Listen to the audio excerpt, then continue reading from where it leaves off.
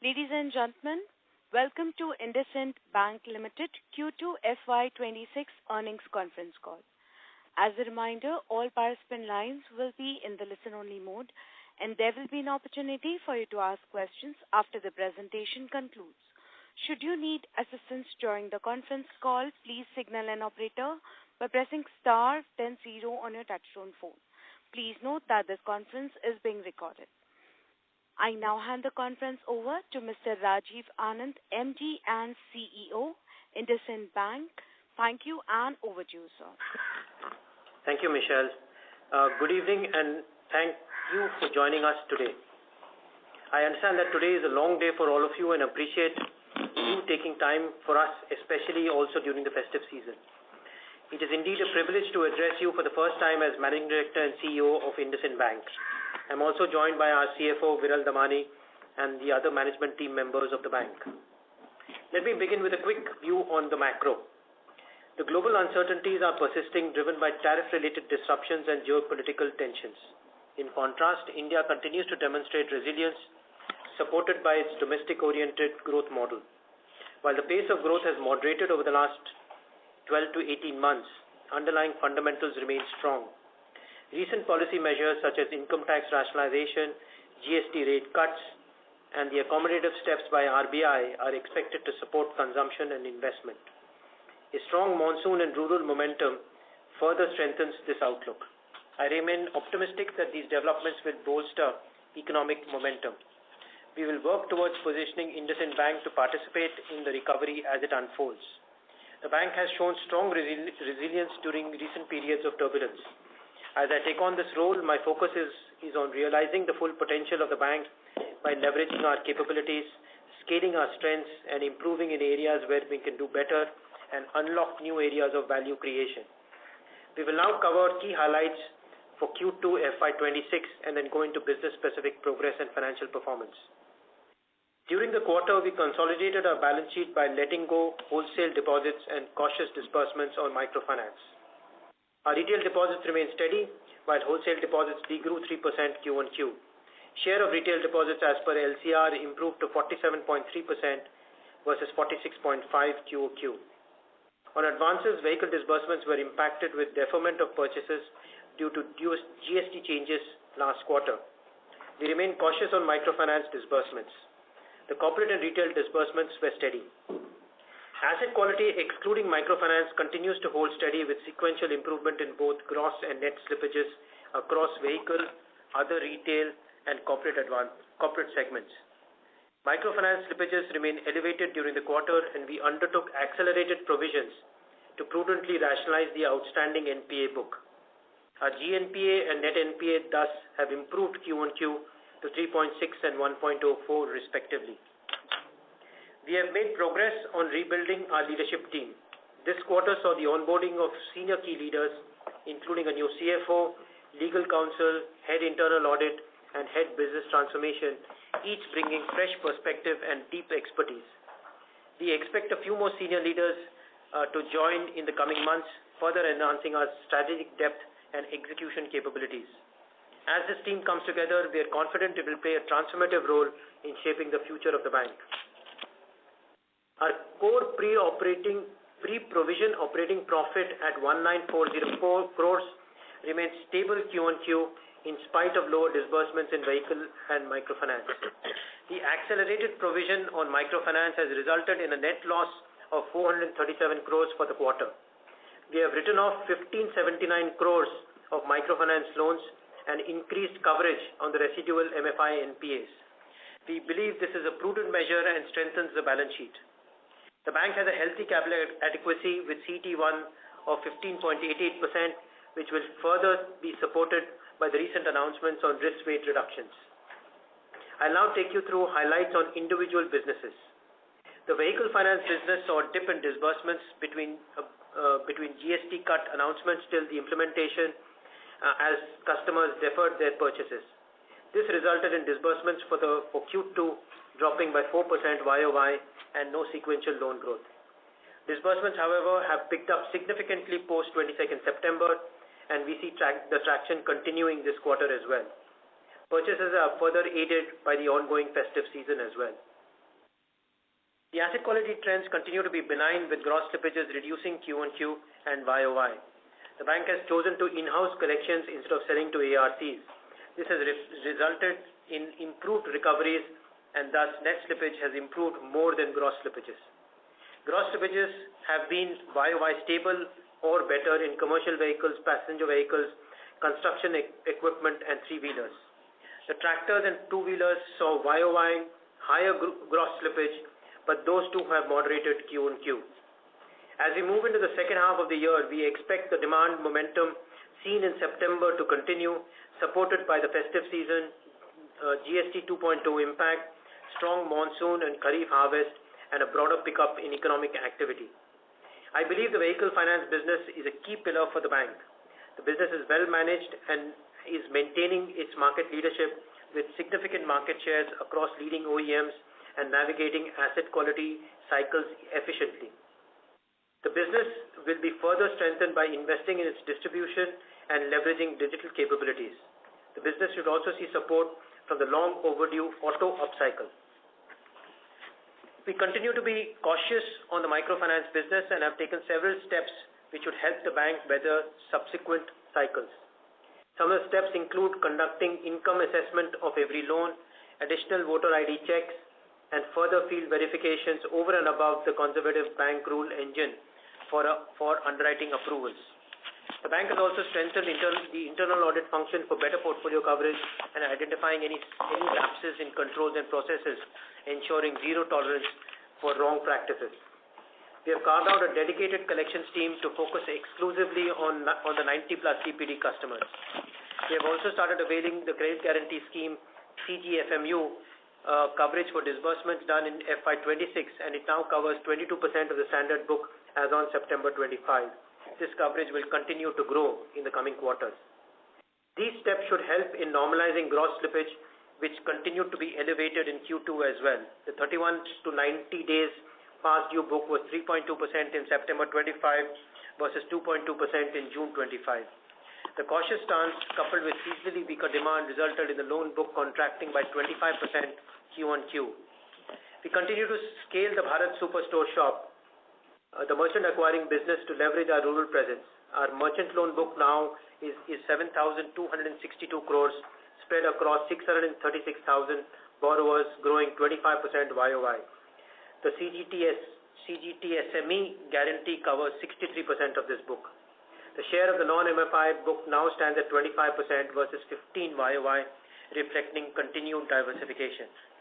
Overall, we believe the tighter norms may result in near-term impact on disbursements, but they should, along with the credit guarantee, help reduce the extreme swings in credit costs through the cycle.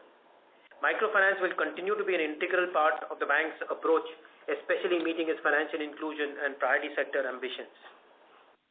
We have resumed disbursements in the corporate bank, which were tactically slowed in the earlier couple of quarters for efficient balance sheet management.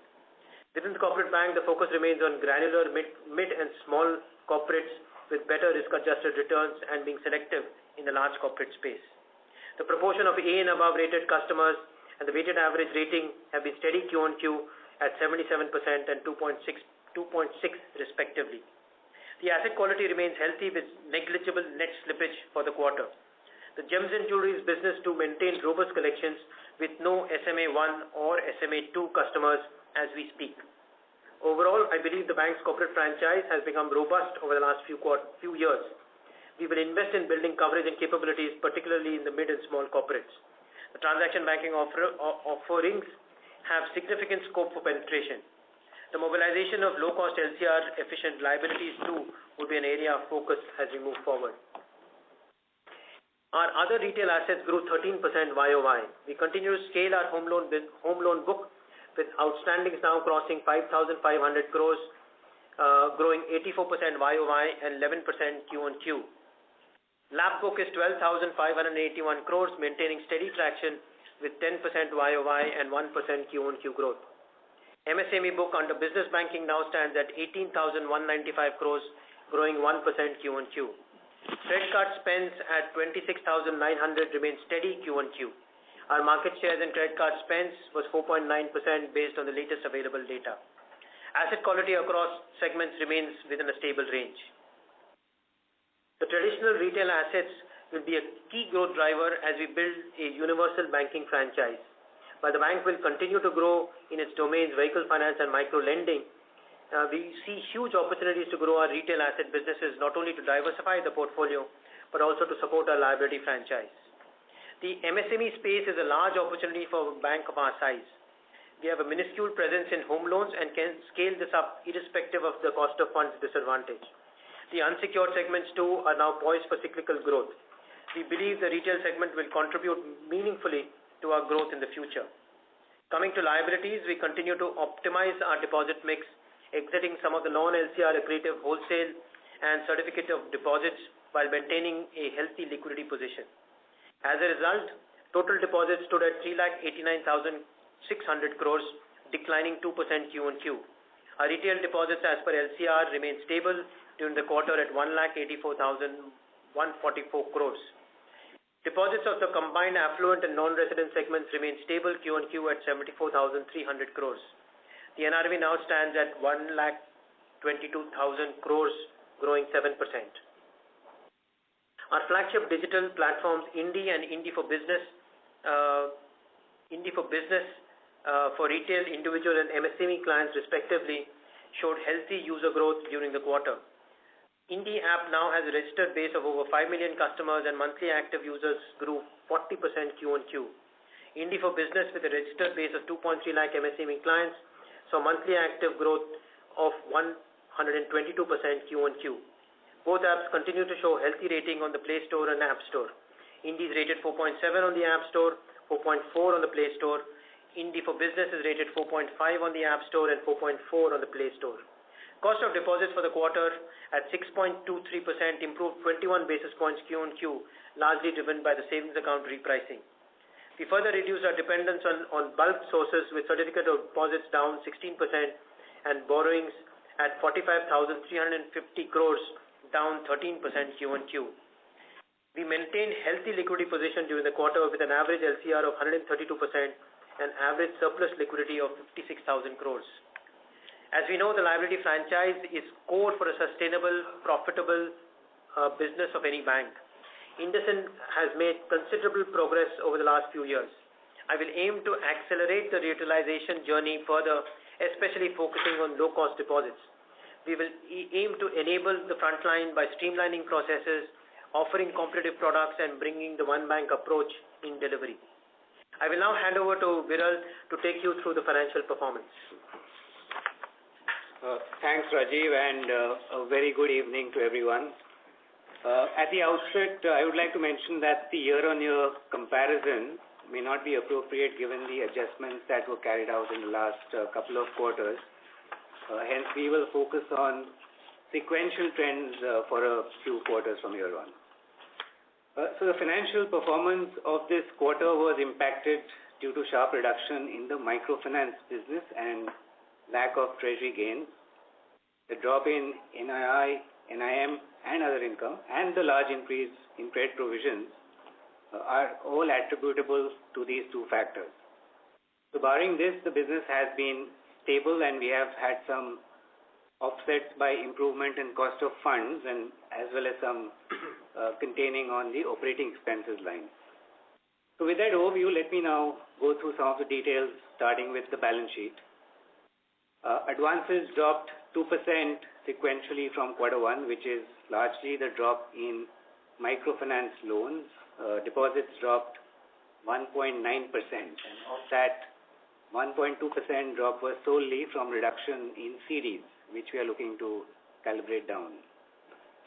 Our retail deposits as per LCR perspective has remained steady and the CD ratio has been maintained at 84%.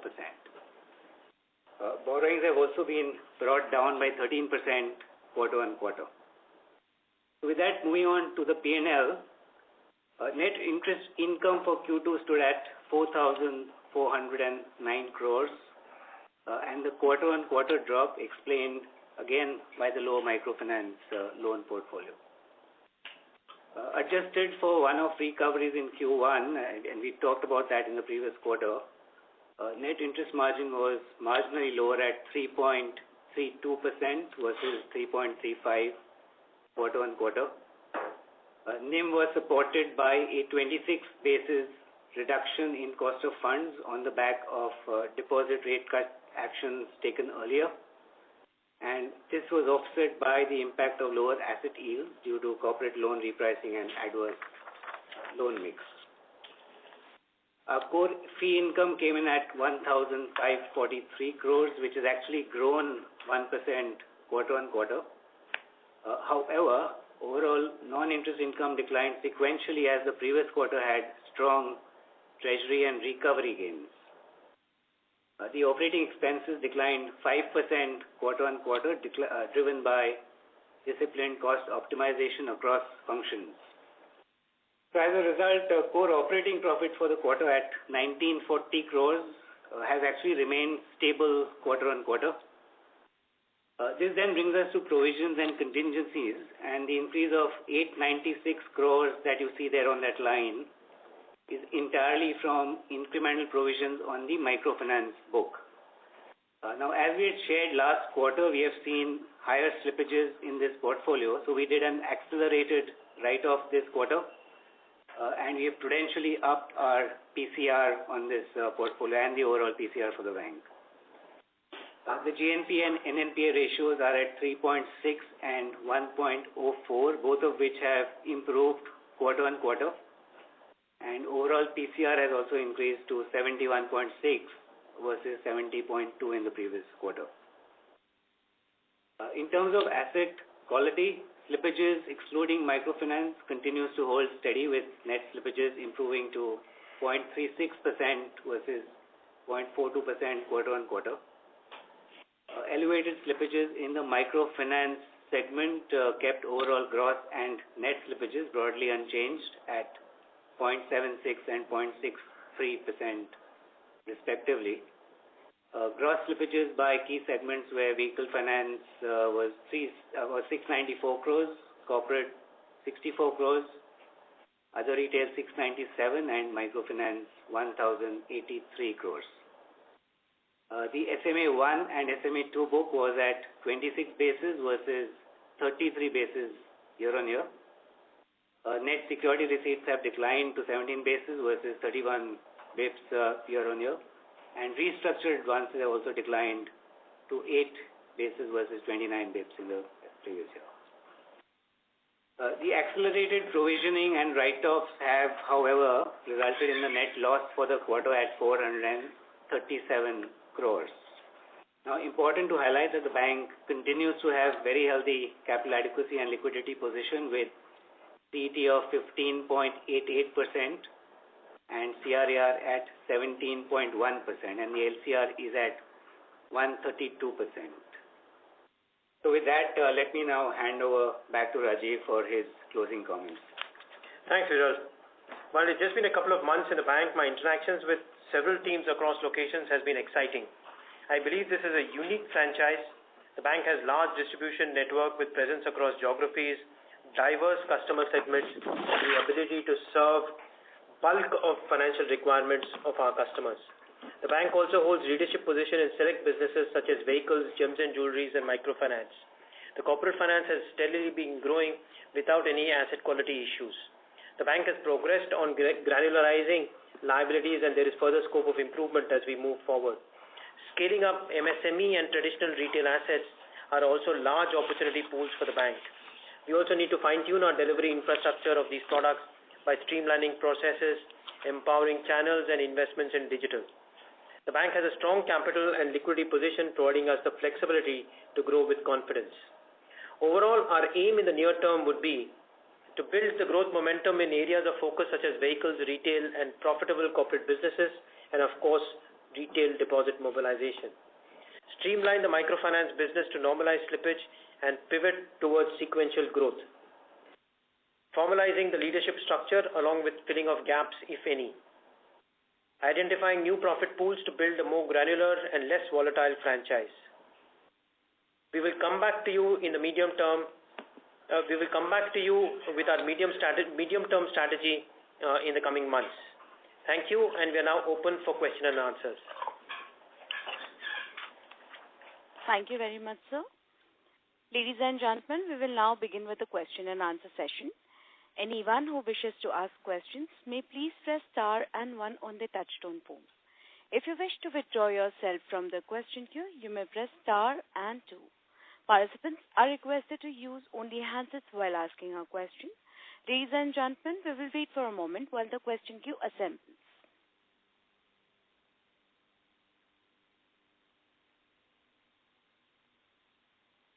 The first question is from the line of Mahrukh Adajania from Nuvama. Please go ahead. Hello. Hi. Hi, Mahrukh. Hi. Welcome, Rajiv. Thank you. It's good to have you on the call. Just a couple of questions. So now that you've spent a few months, what is the rebalancing in the book you would like to do? Maybe in favor of a few assets, in favor of a few lending segments. Any such thoughts? Basically, I know you will share your detailed strategy at some point in time with us, but just wanted to get a sense of what kind of normalized margins would you be looking at in a 1 year out or 2 year out time period? So Mahrukh, from a rebalancing perspective, I think the two big engines of growth are our commercial vehicle business and microfinance. But having said that, and to some degree our corporate lending business as well. But having said that, I think our muscle on the MSME space is relatively weak, and I think that is a space that we are really looking to double down on. Two is if you look at many of the traditional retail asset businesses, home loans, affordable housing, gold loans, agri financing, etc. All these are currently subscale, and these provide us huge opportunities for us to grow as we go forward, not just in terms of diversification, granularizing, and also meeting our PSL objectives. I think the first medium-term objective is to get to a 1% ROA, and I think that is what the aim will be. And there are multiple levers for us to be able to do that. I think there is ample scope for us to reduce cost to assets. We need to get better productivity in the branches for us to be able to grow our liability franchise and reduce cost of funds as well. And I think as we look to diversify our portfolio, we should be able to get a different path to 1% from what IndusInd has seen historically. Got it. But what would be the time frame to reach 1% ROA? I think the exact time frames is too early to call, Mahrukh. But I'm in the process. Like I said, I'm in the process of building a 3-year plan. Along with the current team members and some of the new members who are joining us. Just give us a little bit of time, and Sure. We will give you more granularity as we go forward. Sure. And then just in terms of credit costs, you did accelerated write-offs. So would it be the end of these accelerated write-offs, and would you see recovery in credit costs or lower write-offs going ahead? Would there be a substantial reduction in credit costs in the second half?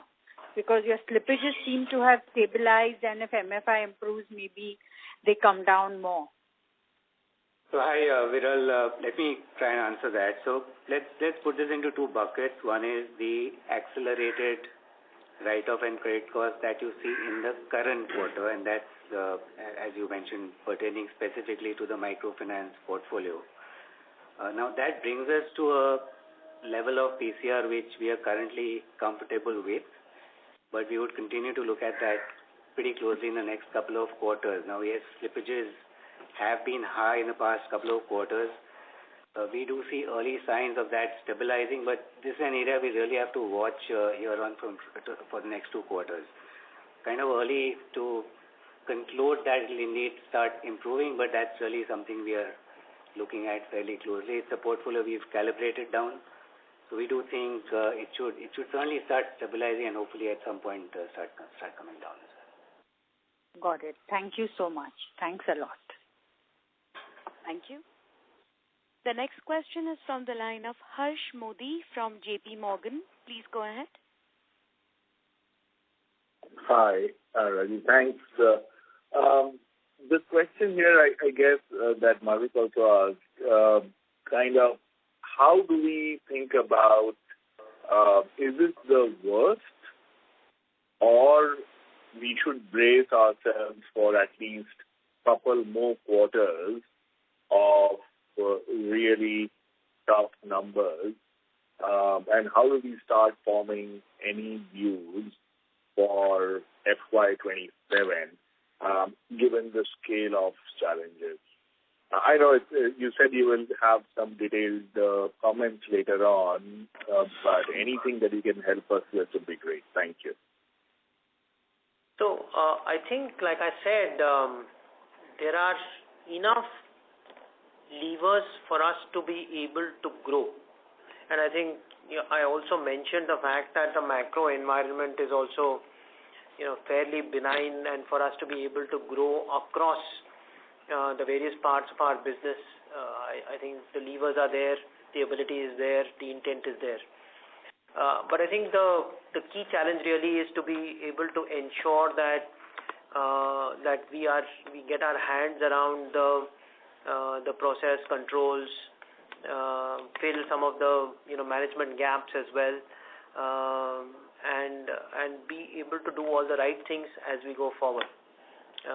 So I'm not in a great hurry to push the growth lever, because I think it's important for us to first stabilize the platform before we are able to do that. So I think it will just take a little bit more time. Right. Can I ask the question a slightly different way? If I think about, let's say, the costs as well as the write-offs, from my understanding of what Viral said right now, it seems there is a lot more to go in terms of write-offs. And even if we are at 70% PCR, there is a possibility that the bank may remain close to very limited profitability, if at all, for the rest of the year. Is that a fair assumption, given the scale of problem that you still need to manage, and would rather try to clean it up in FY26 rather than push it out to 27? No, I think that's too pessimistic an approach. That is not I'm not in that camp. I think, like I said, as we go forward, I do see growth in the books, and so therefore the income stream should be stronger, fee income should be stronger, and so therefore to that extent, I am not that pessimistic. Right. And sorry, if I could just push on that a bit, in terms of confidence of depositors, confidence of employees with a headline loss, what are the few steps you would have taken and you are taking to manage the fallout? Thank you. I think that's an important question. I think it's very important, for us to communicate, which we are in the process of, both to customers as well as to our own employees, the fact that much of this loss has come from the accelerated provisioning side rather than anything that was damaging, like what we saw in March of 2025. The core PPOP is actually stable on a Q-on-Q basis. NIMs are broadly stable. The book is broadly stable, and that should give confidence. In addition to the fact that all our capital numbers continue to be very, very strong, I am very confident that we should be able to communicate this confidence to our employees as well as our customers. Great, thank you.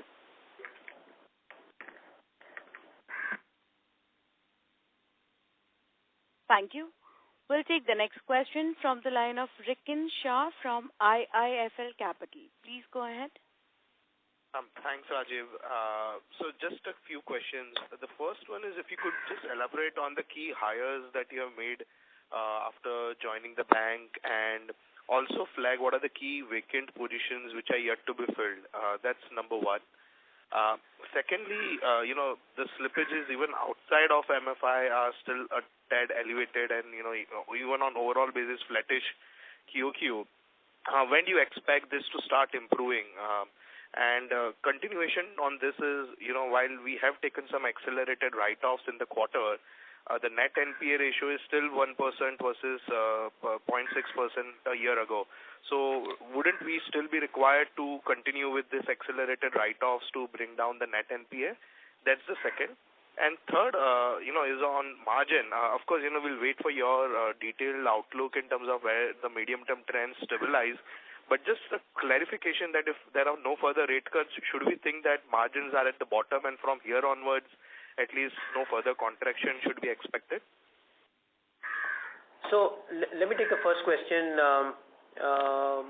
During the quarter, we saw Viral, our new CFO, joining, our new head of internal audit Pragati, our new legal counsel Anand Vardhan, and our new head of business transformation Pankaj Sharma have joined, and there are they have been in the bank for anything between, let's say, 15-20 days to about 30-40 days.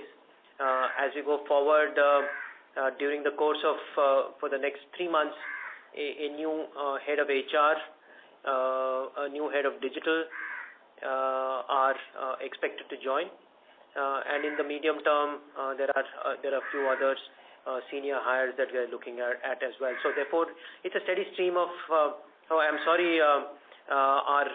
We've also got a new head of marketing, Sharon, who's sitting here, who I forgot to mention.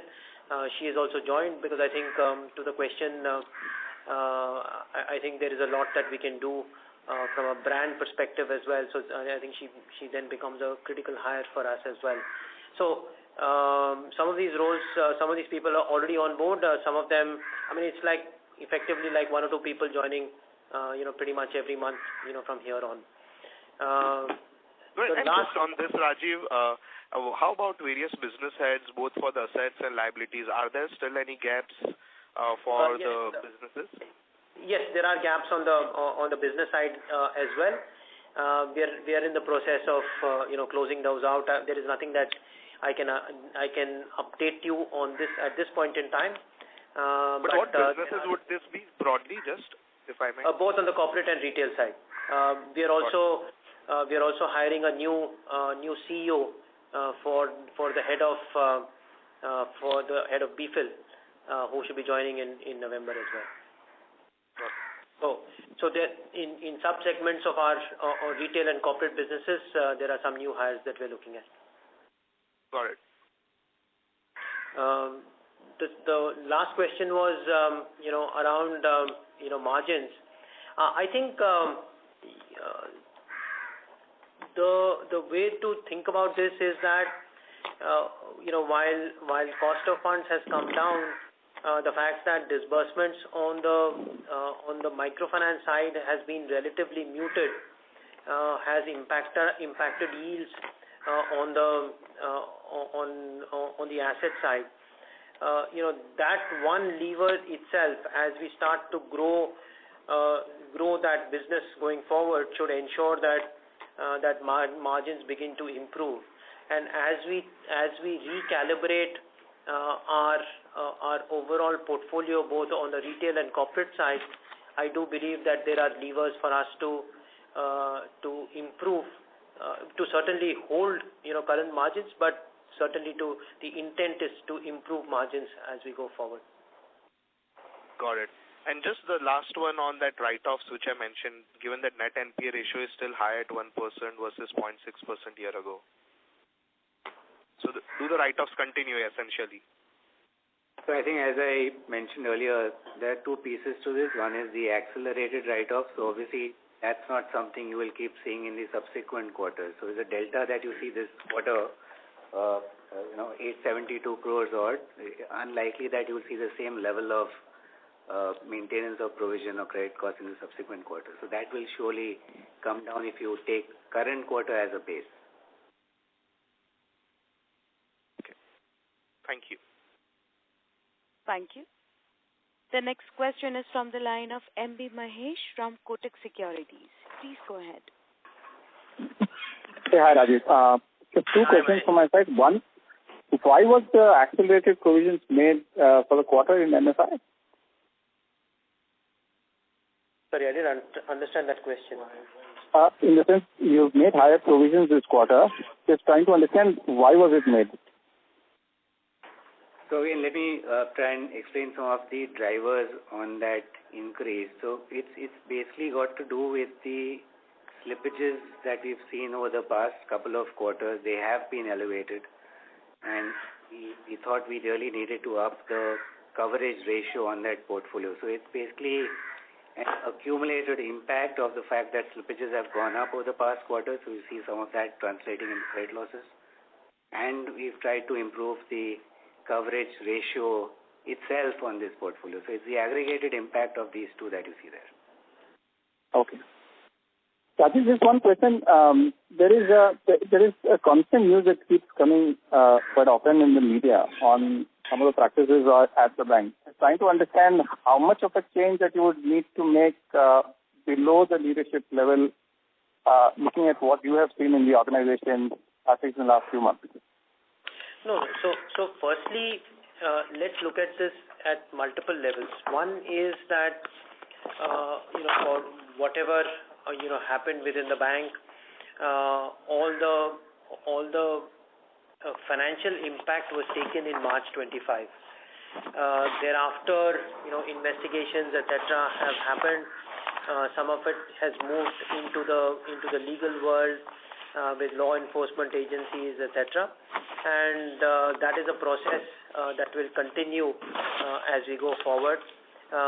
Needless to say, the bank is fully cooperating with law enforcement agencies as we go forward. We have also, based on all the investigations that have been done, staff accountability has been established, and and staff action has been established. Some people have been asked to go, some people have been docked, etc. That is a process that is by and large being completed as well. And Rajiv, it's fair to assume that there are no pending monetary related impact that is still yet to be identified? I think that's a fair comment. Okay, perfect. Done. Thank you. Thank you. The next question is from the line of Piran Engineer from CLSA. Please go ahead. Hi team, and congrats Rajiv and Viral on your new role. Thank you. Just firstly, in this quarter, can you comment on quantify what are the slippages in MFI, and B, just comment on CVC slippages also? Piran, we have given those details. Vehicle is 694 crores gross slippage. Microfinance is 1,083. Other retail is around 697, and corporate is 64 crores. Okay, and what was CV last quarter, if you don't mind? CV last quarter was 743, MFI 888, other retail 692, and corporate 245. Okay, fair enough. And secondly, also, Rajiv, you mentioned that you would scale up home loans irrespective of the cost of funds disadvantage. So what exactly, why would we do that firstly? So what am I missing here? Yeah. What you're missing is the absolute size of that business that we have. I think, that business for us is about 5,000 crores, give or take. And so therefore, given that size, we can actually pick and choose both in terms of the kind of customers we want to lend to and the price that we want to lend to. And so therefore, obviously, we don't want to compete with other banks and NBFCs in the prime and super prime areas. But I think, given the size of the business we have, there is ample opportunity for us to be able to grow profitably within this business, at least into the medium term. And more importantly, it feeds into our liability franchise as well, and that is probably even more important as far as I'm concerned. Sorry, just to be clear, you're not referring to affordable housing here. You're referring to mass housing. Yes, I am. And honestly, how much does it really feed into the liability franchise? Because a guy who's taking a home loan from you, a regular fellow, not a affordable housing guy, already has a bank account. And I think even at HDFC and all, they open new SA accounts, but the money there is equal to one month of EMI, so like maybe 30,000-40,000 bucks. So is that really a needle mover? See, I think when you look at it at an individual account basis, the way that you put it, it perhaps may not be material, but as it continues to grow, and the bank has this particular customer on its portfolio, the ability to open the account improves, the ability to cross-sell other products improves, quite dramatically. Including our, for example, our personal loan or credit card businesses as well. So I think the fact that we can do more with that customer, I think, is unquestioned. Understood. Okay, fair enough. That's it from mine. Thank you and wish you all the best. Thank you. Thank you. The next question is from the line of Kunal Shah from Citigroup.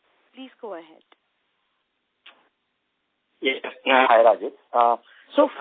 Again, firstly, maybe the question was asked with respect to net NPA.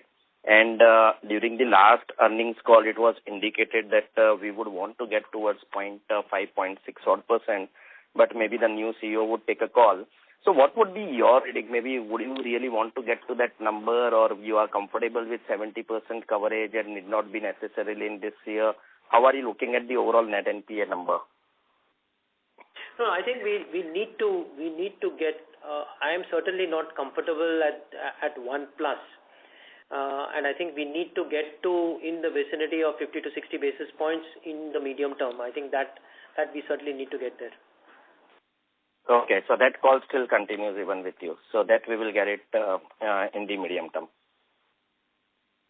Yes. And and even outside of MFI, this 1,500 odd crores, the overall write-offs are like 2,500 odd crores, so 1,000 odd crores run rate compared to maybe a relatively lower number. So what is actually leading to that? So was it like the accelerated write-off in other segments as well? And still we don't see GNPAs coming down despite this kind of a write-offs in the other product segments. I think where you share in terms of the consumer banking GNPA, it's rising across the board. And in fact, even like MFI, after the write-offs have seen a rise, maybe it's because of the book itself coming down, but other portfolios are not showing any improvement as such. I think maybe if you look at, again, these two in comparison, the escalation or the increase has clearly been on the microfinance portfolio. And the others, it's not a substantial increase. We are watching that, and we really think that probably going to stabilize in the next couple of quarters. So not really a big concern at the moment, but something we are watching. Okay. And Raju, with respect to your 1% ROA, where do you eventually see in terms of the potential of the franchise to deliver the fee to assets? Again, like this quarter, it's been off. Maybe you would tend to believe that MFI, the processing fee out there would have also impacted. But there are a few more line items wherein the fee income is still down sequentially on a low base of first quarter. So where do you see fee to asset settling for the bank over the medium term? I think this is a franchise which I think can deliver fee to assets in the vicinity of about 1.5%. May take a little bit of time, but I think there are enough levers for us to be able to get there. Okay, 1.5 or maybe over a period of time? Yes. 1.5 thanks. for a period of time. Yeah, got it. Okay. Yeah, thanks and all the best, and wish you all a very happy Diwali. Thank you, Kunal. Thank you. The next question is from the line of Chintan from Autonomous. Please go ahead. Hi, thanks for taking my question. Can I check with you how the gems and jewelry book is doing? It's one of the areas that the U.S. tariff is impacting. Are you seeing signs of stress? The anecdotal hearings on that industry are not great, so that's why I wanted to check. Yeah. So, one is we have a preeminent position in the gem jewelries business. We've been in this business, for many years. Two is we do business, pretty much with the cream of the gem jewelry side of the business, and so therefore, like I mentioned in my commentary as well, we have no SMA 1 and 2 as we speak. Okay, and kind of early signs, what are you watching in this space to ensure that you stay on top of the credit risk there, because there is an impact. It's very palpable. So how do you kind of stay on top of this credit risk? So this is like any other portfolio. We monitor this portfolio very closely. We look at it both from the underwriters look at it regularly. The coverage team looks at this regularly. I have met most of the very large promoters within this space to understand what they are doing and what is the impact on their businesses. They clearly understand that tariffs are an issue, but they too have mitigants for them to be able to manage this. One is to be able to move some of this manufacturing out of India. Two is to refocus some of their businesses away from the US, which is a large market for them, to other parts of the world, including India, where demand continues to be fairly strong. And three is to move to the higher caratage, which then is probably more profitable from their perspective as well. But in the short term, yes, they are seeing pressure in terms of their overall businesses. But these are businesses that have been around for many years, and these are players who have been in this business for generations. Okay, thank you for that. Can I ask a second question? We've spoken about sustainable NIMs and stuff in the call. Can I just check the 14 bips NIM movement seen in the quarter? Could you just go through the moving parts there? What caused that impact? There is something coming from MFI, but if you can talk through the moving parts, that would be helpful. Maybe let me take that. So there was this one-off recovery impact last quarter, so we first got to factor that. The impact of the microfinance portfolio going down, that's roughly 20 basis on the NIM. So I think these are the two moving parts which you need to factor in. 20 from MFI, and what did you say the other one was? The one-off recovery that we saw in the first quarter, 14 basis. Okay, fine. 14 basis. And then the final question is, when I look at your LCR retail deposits, your end of period number is 2.1% different from your average number last quarter.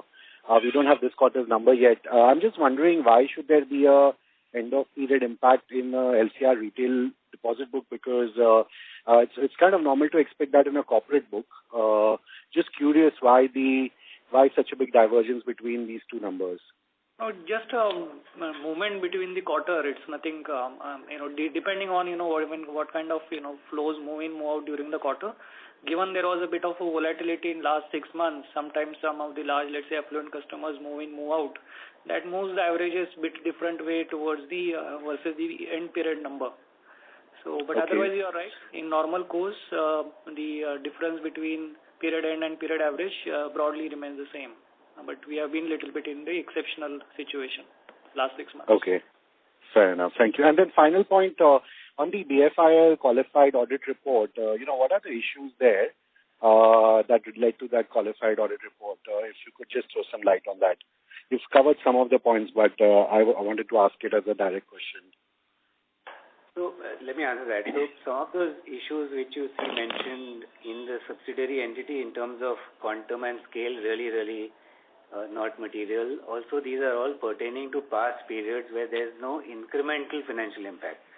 Whatever loss was there was booked in past periods. It's basically got to do with the nature of the business. Some of these are inherent, and yes, there is some improvement in internal controls that we need to see with that particular entity. But I think very important to highlight that there is no new financial impact coming out from those issues. It's all the past. The only thing we look to do is enhance the controls and the governance framework specific to that subsidiary entity. Again, nothing really impacting the bank. Important to highlight that. Okay, thank you. Thank you. The next question is from the line of Jayant Kharote from Axis Capital. Please go ahead. Thank you for the opportunity. Just one bookkeeping question. The microloan book is down 25% QOQ. That's almost like 7,000 crores. Could you just help us understand the flow, what got repaid, what has slipped, and the sort of numbers for the movement? That is the first thing. Yeah, so our opening book was 28,300 crores. We disbursed around 1,300 crores. We wrote off 1,580 crores. And then there is change of some provisioning, and repayments were around 6,700 crores for the last quarter.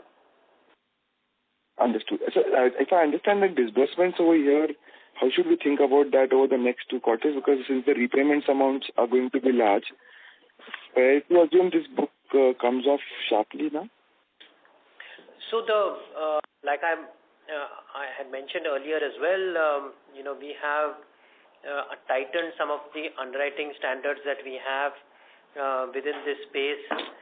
We have increased the scrutiny, and so the approval rates by definition, have dropped as well, and that is somewhat reflecting in the lower disbursals.